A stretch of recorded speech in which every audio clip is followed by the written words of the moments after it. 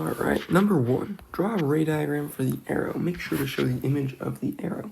Then describe the size and position of the image compared to the actual arrow. So I have already drawn the answers to the first couple of these questions because my screen recording keeps on cutting out. So I'm trying to work through it quickly before it cuts out. So here, what we've done is we have this flat mirror, and we know a lot about flat mirrors. We know that when you're drawing in ray diagrams and you're drawing in the image for an object that is seen in a flat mirror, you know that it's going to be the same size as the actual object. It's going to be the same distance away from the mirror that the object is. And it's going to be right side up. So we have all of that represented here. And what we start with is we've drawn in that exact object. It's the same size, it's flipped, it's the same distance away as the object. So we can see, if I get my pen working, this object, it's the same distance away from the mirror as the image is. It's also the same size. So our first step in drawing a ray diagram is just copy that object over to behind the mirror. That's going to be your image. Then pick a point on that image, I like the top and the bottom, and draw a straight line path to the eye where that image is perceived. I use a dotted line all the way up until the mirror because that dotted line represents that light is not actually over there. It's not actually behind the mirror. And connect this line all the way to the eye. You can draw an arrow showing that we know light is actually bouncing off of the mirror towards the eye. And you need to pick that same point, so here the tip of the arrow, on the actual object and connect that in a straight line path to where that ray hits the mirror.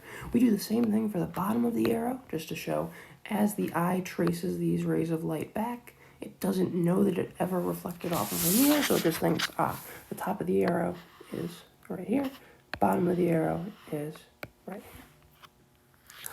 Number 2, how far should you stand from a flat mirror to be a total of 4 meters from your image? Well, that is 2 meters, and the reason is we know from our flat mirror, the distance from the object to the mirror is the same as the distance from the image to the mirror. So if you, the object, want to be 4 meters away from the image, we know that the distance to the mirror must be half that, so that the distance from the object to the mirror is 2, and the distance from the mirror to the image is 2, so the distance from the object to the image would be 4 meters. State the law of reflection. That's just the angle of incidence equals the angle of reflection. You can also write it like we did right here. Theta I equals theta R, angle of incidence equals angle of reflection.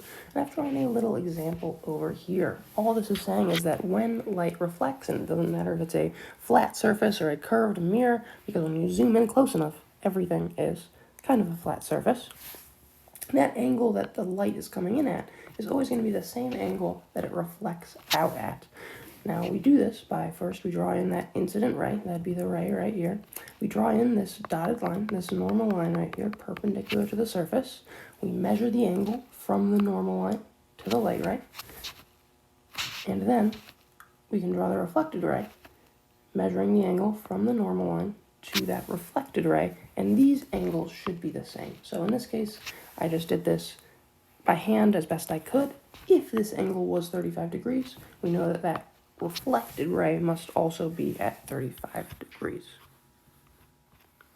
If Harry and his identical twin brother Larry both stand 2 meters from a flat mirror, explain how light travels so that Harry can see Larry's image. So here we have Harry and Larry, and this is a top-down view. On this side we have Larry's image, this side we have Larry himself. If he's 2 meters away from the mirror, we know his image, since it's a flat mirror, must also be 2 meters away from the mirror. Now how is Harry able to see Larry? Well, we know light hits Larry and reflects in every direction. Some of that light is going to hit the mirror and reflect all the way to Harry. Now, how do we actually draw this most effectively? I would say start drawing in your objects, Harry and Larry, draw in your image, and we know same size, same distance away from the mirror as Larry is, and draw a line connecting Larry's image to Harry. Now when we're behind the mirror, again, it should be a dotted line since no light is actually over here. And then it should be a full line when we're past the mirror. We can draw in that little arrow indicating light is heading towards Harry. And now we just have to connect Larry himself, the actual object, to that ray of light. And say light is bouncing off of Larry, bouncing off of the mirror, and ending up at Harry. Alright, for number 5, I actually want to go into my notes. It'll be a little bit easier to take a look at this in our notes, because early on we talked about Harry Hotshot using a full-length mirror. And if we draw in Harry Hotshot's image, like we already have on the right, we can connect a straight line from, say, the bottom all the way up to his eye. And when we do that, we find that ray of light from his foot is really hitting halfway up the mirror. So all of this area below here is not needed. If placed properly, Harry will need a mirror half his height to see his full image. So the mirror would only need to be 2.5 feet if Harry is 5 feet tall. Now, the next question was, if you had, say, Harry's brother, Larry, say Larry is behind Harry, he's somewhere over here, and he's standing just like this. Can Harry use a smaller mirror to see Larry's image? Well, we'd have to draw, of course, his image. It'll be that same distance away, so about 3 feet from Harry's image behind the mirror. And now let's say we trace, again, the feet. And we're tracing all the way to Harry's eye. And we'll just do this as best we can by hand. Here we see, okay, that ray of light, it hits all the way from Larry, all the way back here. It hits a little bit higher than that ray of light from Harry's feet. So we could, as Larry, Harry's brother, stands further and further behind Harry, we need a smaller and smaller mirror to be able to see the full image. Think about a real-life example. If you're in a car driving, or even in the passenger seat, and you look at the rear-view mirror, you have this tiny mirror compared to how large the car behind you actually is, but because that car is so far behind you, and you are looking in the mirror, that mirror can be much, much smaller than the actual object you're looking at in that mirror. For number 5, how long of a mirror would Harry need to use to see his full image if he is 5 feet tall? Can he use a smaller mirror to see his identical twin brother's full image when Harry's brother is standing 3 feet behind him? Well, for here, I actually want to go into some notes. Number 6, what is special about real images? How is that different from virtual images? Well, real images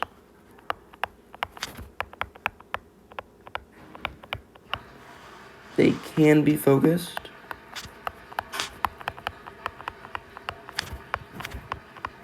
on a screen. We saw that in our lab, the curved mirror lab. When we had a real image, you could actually take your note card and focus that light and see the actual bulbs in the light bulb.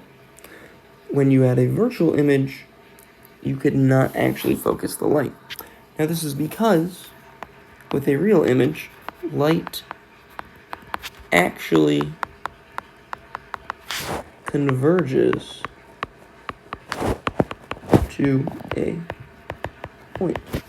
It is actually coming together to a single point, whereas with a virtual image, the light is not actually converging to a single point. Another important aspect of real images is that they form in front of the mirror. Virtual images form behind the mirror. They cannot be focused onto a screen, and the light does not actually converge to a single point. Number 7, explain why the light bulb in a flashlight is placed at the focus of a curved mirror. Well, this is because of a special property of curved mirrors. That is, when light comes in at some horizontal direction, say light comes in horizontally, it does not matter where it hits on that concave mirror, it will always reflect through our focus, like so.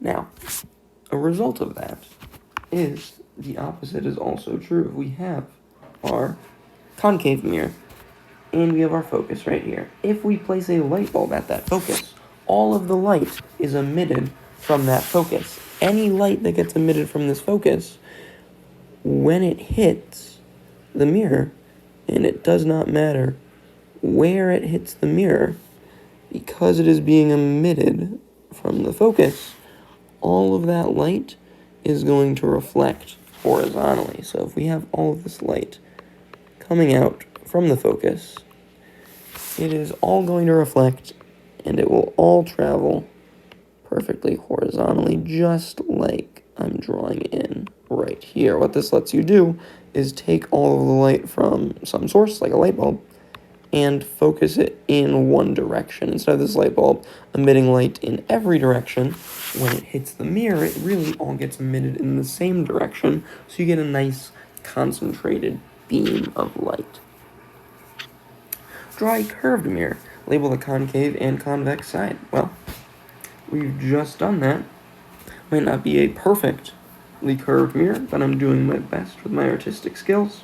Here we have the focus, or the focal point, or the focal length. The concave side is going to be this side over here. I like to say it is because light is coming into the mouth of a cave, hence the concave name. And then we have the convex side. That is the other side of the mirror. If you just remember, concave is where the light is coming in, almost like the mouth of a cave. It's curved inwards. Convex is the other side. Draw a curved mirror in the primary axis. Label the F and 2F locations. Label each of the 4 zones. Okay. We'll start off with the primary axis. Let's go ahead and make our curved mirror. We'll go ahead and label F. We'll say this is F. And then 2F is just going to be twice the distance away that F is from that curved mirror. Looks to be about there. And we want to label each of the 4 zones. Well, we of course have zone 1. That is beyond 2F.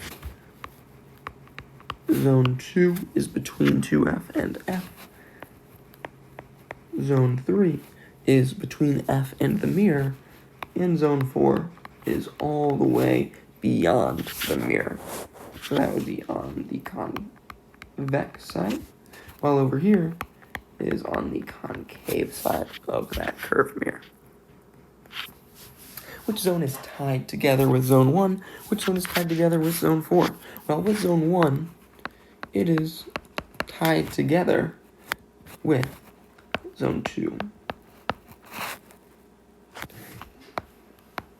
Zone 3 is tied together with zone 4. Now, what do we mean tied together? What does this mean? Well, this is just a helpful way to remember the different properties of images formed when an object is in zone 1 and zone 3. If an object is in zone 1, so thinking about zone 1, that's a horrible color to highlight this way. Thinking about zone 1, when an object is in zone 1, the image forms in zone 2. The image is going to be smaller, and it's going to be inverted. When, instead of the object being in zone 1, if the object is in zone 2, the image forms in zone 1. So you think, if the object is in zone 1, image is in zone 2. If the object is in zone 2, image is in zone 1. So they flip-flop. Same thing is true with zone 3 and zone 4. If the object is in zone 3, the image is in zone 4. If the object is in zone 4, the image is in zone 3. An image appears in zone 3. Is that image bigger or smaller than the object? Is the image real or virtual? Is the image right side up or upside down? Alright, continuing on. So, we know if we have an image appearing in zone 3, we know, like we just talked about in number 10, zone 3 and 4 are linked. So if an image is showing up in zone 3, we can be confident in saying that the object must be in zone 4. Now, when the object is in zone 4, we know several things. The image is in zone 3, like we just mentioned. the image is going to be smaller. The image is going to be virtual. And the image is going to be right side up. Those are the lost characteristics of an image in Zone 3. It forms when the object is in Zone 4. These are things that you need to memorize and practice from your data that you got in the curved mirror lab. Number 12. What are the 3 primary colors of light? What are the secondary colors? What color results when you mix all 3 primary colors together? Alright, so here we're getting into color. Primary colors of light. Let's talk about those. The primary colors are blue, red, and green. What are the secondary colors? I won't color code these, but they are yellow, cyan, and magenta. And these secondary colors are just the result of a combination of 2 primary colors. So yellow is red plus green. Cyan is blue and green. And magenta is blue plus red. Now, what color results when you mix all 3 primary colors together? If you mix all 3 of them together and you are seeing light of red, blue, and green all together, you're going to get white light. So white light is light that is made up of red, blue, and green. RGB. Or RBG, in the case that I just wrote it here. What is black? Well, we like to think about black as a color, but really, black is just the absence of light.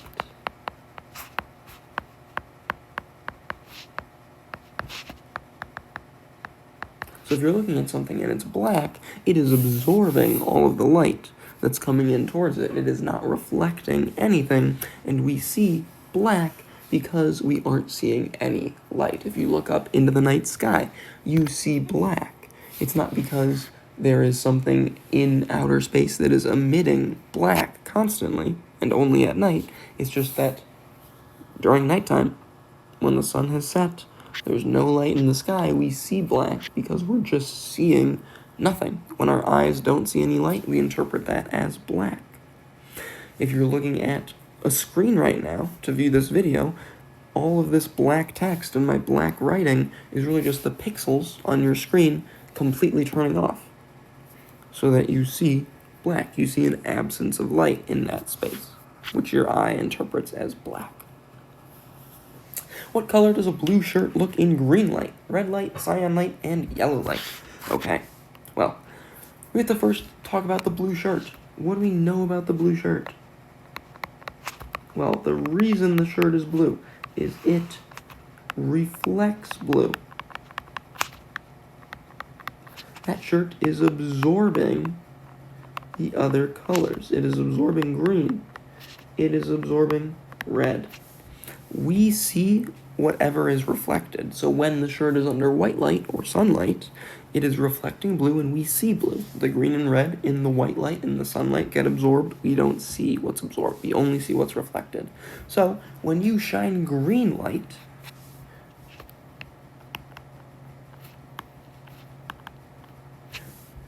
on the blue shirt, it is going to show up as black. Because it is absorbing that green. We don't see what's absorbed. We don't see that green. We see black. What about red light? Well, same thing. We're going to see black because it is absorbing that red light. That's all that's coming in. And it is all absorbed, so we don't see anything. We see that as black. Cyan light.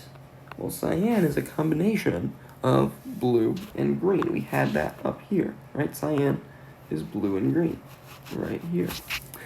So that blue gets reflected, that green gets absorbed, and we just see blue.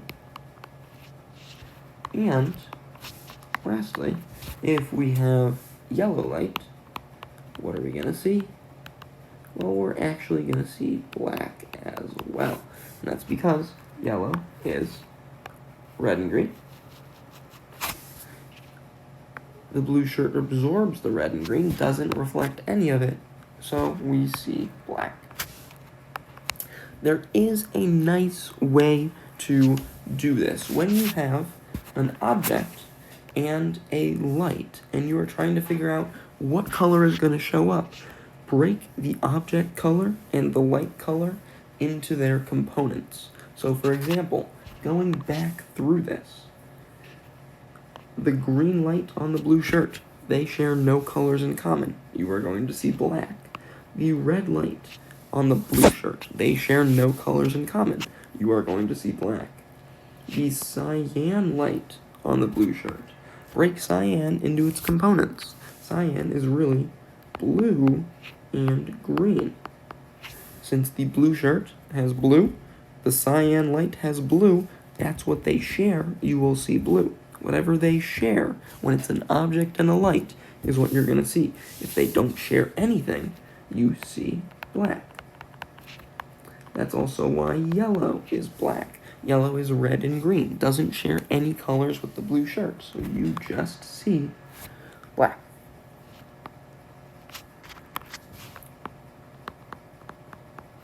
Explain refraction. Well, here we're going to need a little bit of room, so let me get rid of this. Refraction is really just the bending of light when light enters a new medium. Light's a wave.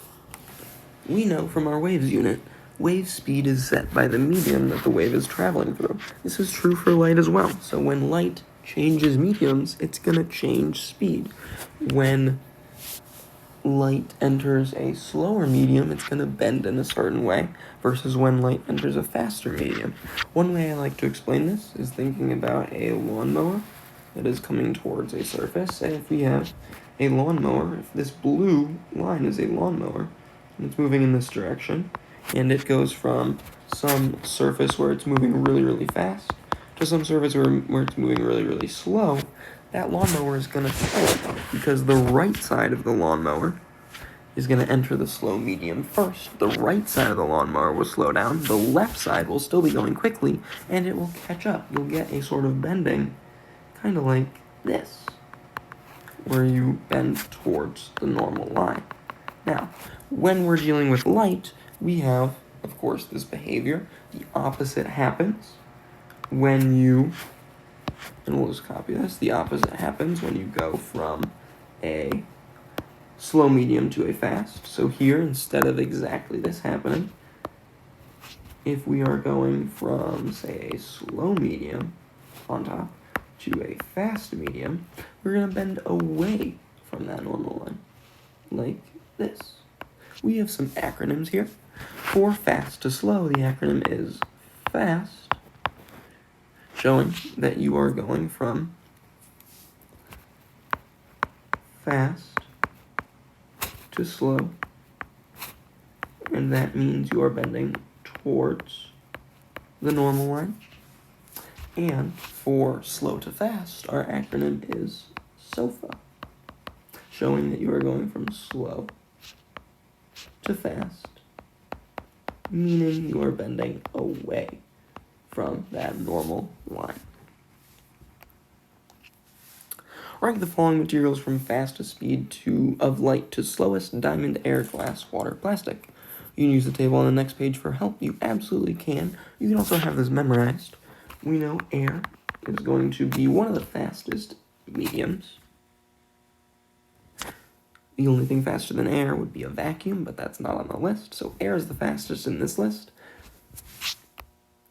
Let's take a look at our list just to be safe. We see the index of refraction. As the index of refraction goes up, speed goes down.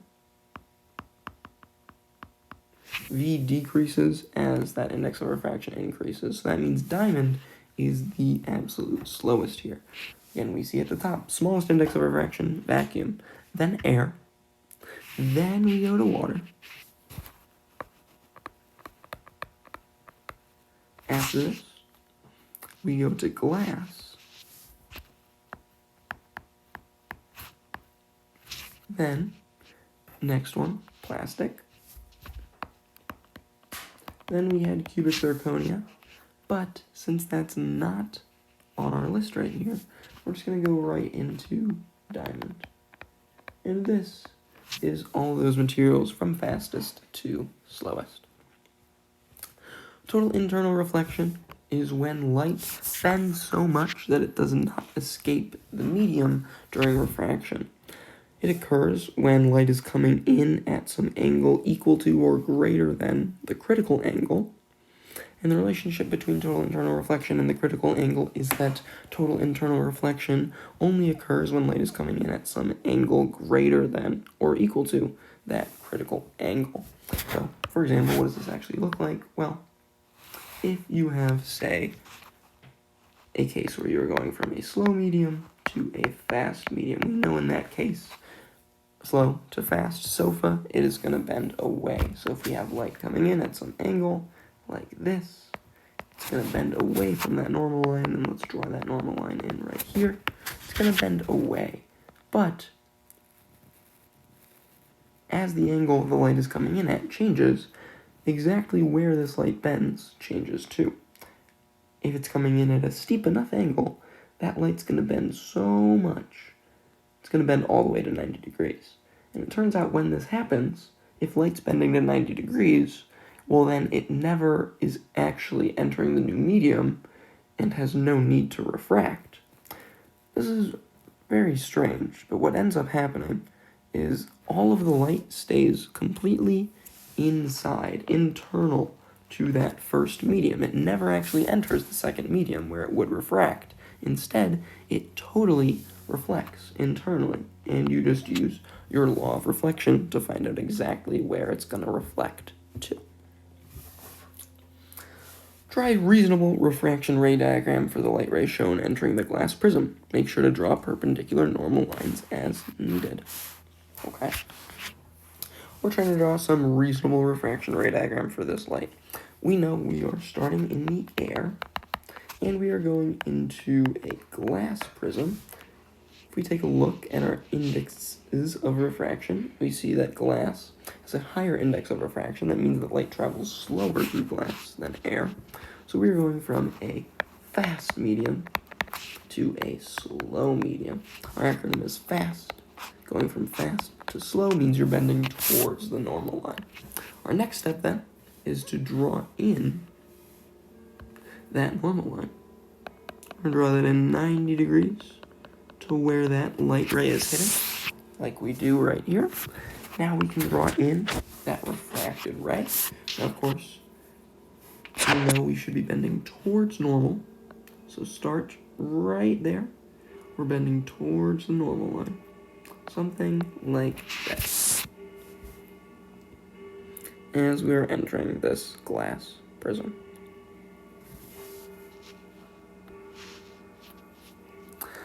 (19) Calculate the angle of refraction for the light ray below. Use the indices of refraction in the table as well as the notability ruler. Be careful with your angle measurements. Okay, angle of refraction of the light ray below. This is going to be Snell's law. Snell's law says that n1 sine theta 1 is equal to n2 sine theta 2. All this means, the 1s and the 2s, that just means your first medium on your left-hand side and your second medium. This is a nice placeholder, but it's more useful when we actually know the mediums right here, water and air, to just plug them in. So here, our first medium, it's water. We're starting in water, and then we're going into the air. So we're starting with water, we're going into the air. So these values, this is going to be the index of refraction of the water. I'll just say W. to save some space. And it's going to be the angle while it's in the water. Then on our right-hand side, that index of refraction of air, which I'll label with A, and the angle while we are in the air. Now, of course, we have to draw in our normal line, which we'll do perpendicular to the surface as always, as best we can. Now, we have to actually do our best with the notability ruler to try to get this angle. Let's go ahead and grab that ruler. And we want to know, of course, okay, this is 90 degrees. That's good. Looks like I drew this normal line in pretty accurately. And now we want to measure from normal line, from this 90 degrees to our light right. So we started at 90. Where are we ending up? Looks like we are ending up at right about, if we can be as precise as possible, right about 130, we'll call it 133. So that was going from 90 to 133, so that means this angle right here is going to be 40. Whoa. All right, let's move this. This angle right here is going to be 43 degrees. Okay.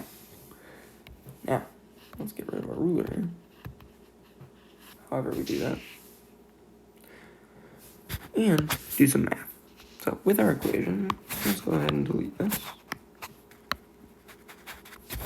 Turn off the ruler. And let's slide this equation up, just so we have a little bit more room to work with. Okay. If we look at our table off to the right, we see the index of refraction of water.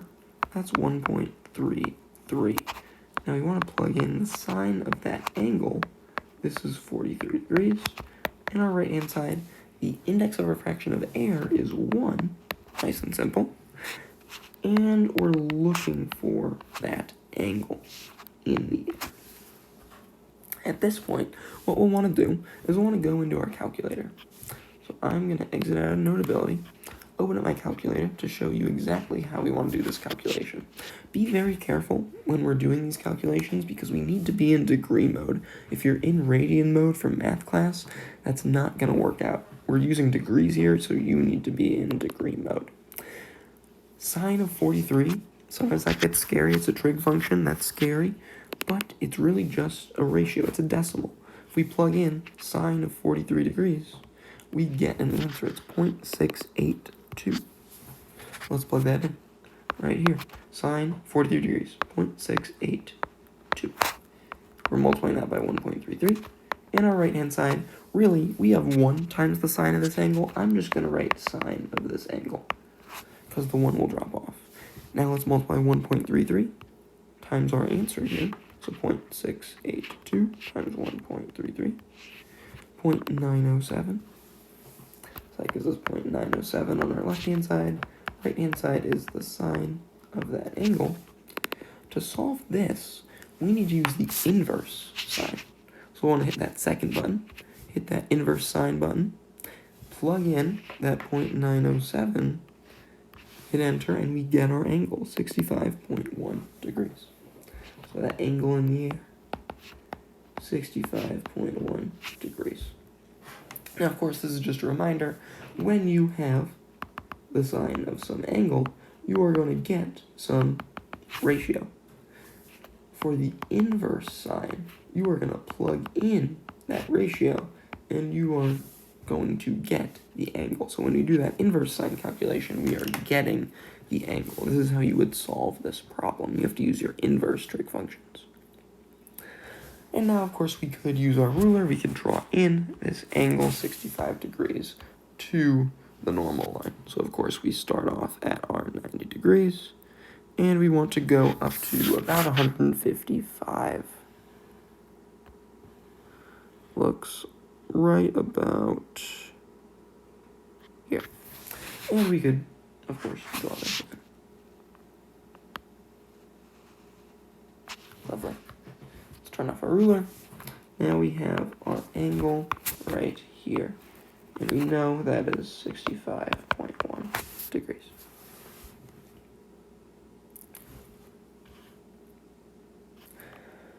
Last question, not really a question, just make sure to review your notes packet, all your labs, concept builders as you prepare for the test. This is just a good skill to practice, know what to review. Review your notes for the unit. Generally, if we talk about something in class, it's for a reason. All the labs we do are designed to help you see certain phenomena, and we also care that you yourself know how to do the lab, not just someone in your lab group carried you through the entire lab. You yourself need to know how to do the calculations, how to set up the lab, the procedure for the entire lab so that you can do those things on the actual test. Concept builders, I always really recommend practicing these concept builders because they give you such varied practice. They ask some great questions, and you can just keep cycling through. They have a whole bank of questions they pull from, so each time you do it, it should be a little different. Good luck studying. Good luck on the test.